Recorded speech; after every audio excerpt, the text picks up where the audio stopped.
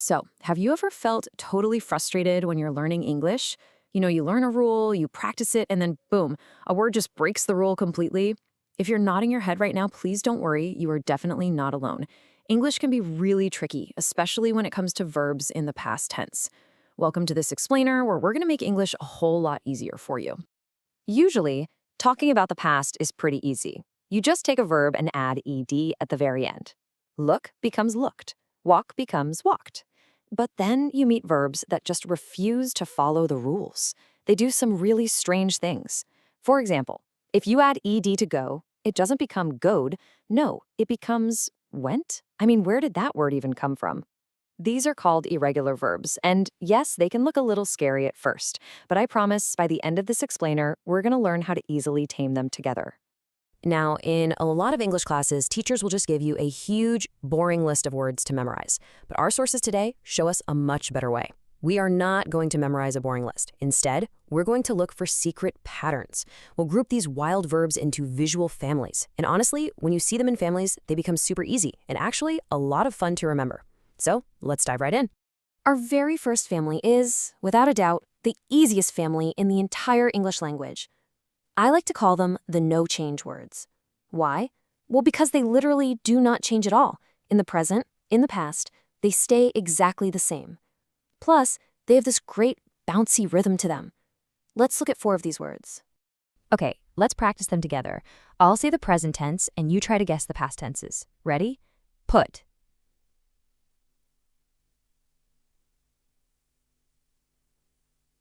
That's right, it's put. Cut.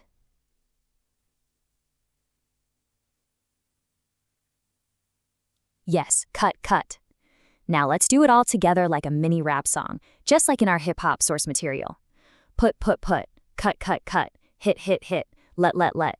See, you just learned 4 irregular verbs, and you didn't even have to work hard for it. Great job, you've already mastered that first group. Now, moving on, what's really interesting here is the next pattern. We call this family the vowel shifters. As a quick reminder, a vowel is a letter like A, E, I, O, or U. In this family, the outside letters stay exactly the same, but the inside vowel changes. And our first pattern here is super famous. It goes from an I sound to an A sound to a U sound. Notice this word right here, drink.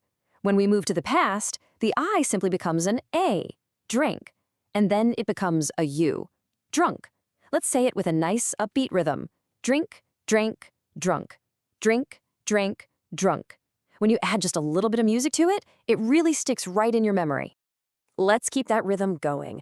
Try this next one out loud with me. Bring some energy to it. Sing, sang, sung. Sing, sang, sung. It really feels just like a song, doesn't it? And let's do one more in this family. Swim, swam, swum. Swim, swam, swum.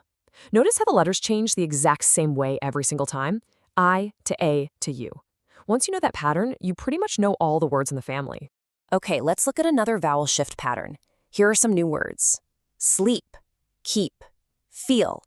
Do you hear that long E sound in there?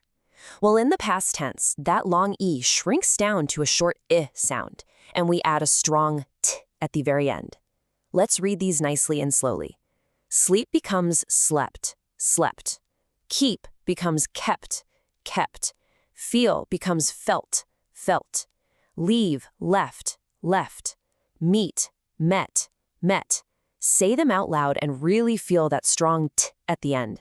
So I have a quick question for you. What do you think happens to a word like catch in the past tense? Does it become catched? Nope. This next family has a spelling that honestly looks really scary to beginners. There are lots of letters, G's and H's and U's all packed together. But don't worry. Even though they look terrifying on paper, they sound incredibly simple when you say them. Welcome to the ought and ought family. Every single word in the past tense here rhymes completely. They sound exactly the same at the end. They all end in that ought sound. Let's read them slowly with our rhythm again. Catch, caught, caught. Teach, taught, taught. Think, thought, thought. Bring, brought, brought. Buy, bought, bought. Fight, fought, fought. See? If you can say caught, you can absolutely say all of them. They are perfectly rhyming twins. As one of our sources points out, strange things happen to words when they move into the past. We've seen words that don't change at all, and words that just change one little letter. But now it is time to look at the wildest family of the whole bunch, the total shapeshifters. These words completely change how they look. The shapeshifters completely transform their shape. They basically do whatever they want. But there is a small clue we can look for here. By the time they reach the third column, which is verb 3, they very often end in an N or an EN sound. Take the word go, for example. Go, went, gone. There is that N at the end. Do, did, done.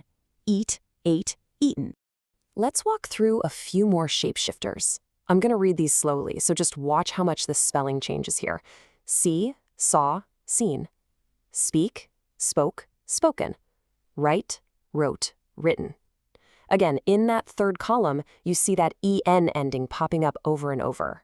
It's a really helpful pattern to keep in mind. Here are 3 more very common shapeshifters. Let's take our time with these ones. Drive, drove, driven. Fly, flew, flown.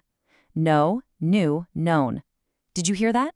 Listen to flown and known. They end in that nice smooth N sound, just like a rhyming song.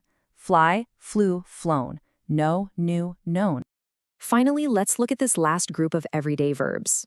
You probably use these words all the time. Have, make, find. The most important thing here is that verb 2 and verb 3 are twins. They match exactly. Let's read them together nice and easy. Have, had, had. Make, made, made. Find, found, found. Hear, heard, heard. Say, said, said. Once you know the past tense, you also know the third form. It's that easy. Wow. Okay, take a deep breath. 50. I just want to warmly congratulate you. You are doing a wonderful job. In just a few minutes, you have successfully unlocked the patterns to the 50 most common irregular verbs in English. You didn't just sit there and memorize a boring list. You learned the secret families. So what should you take away from this explainer today? Well, here are 3 simple action steps so you never forget these patterns. Number 1, say them out loud to a rhythm, just like we did today. Put, put, put. Number 2, write a short, simple sentence for the words that feel tricky to you. And number 3, teach a friend. Seriously, when you teach someone else the vowel shifters or the no-change family, your brain remembers it forever. Now, I have one final question for you to think about. Which pattern family is your favorite? Is it the bouncing no-change family, the musical vowel shifters, or maybe the wild shape shifters? Pick your favorite, practice it today, and feel confident speaking English. You are doing absolutely great. Keep practicing, and I will see you in the next explainer.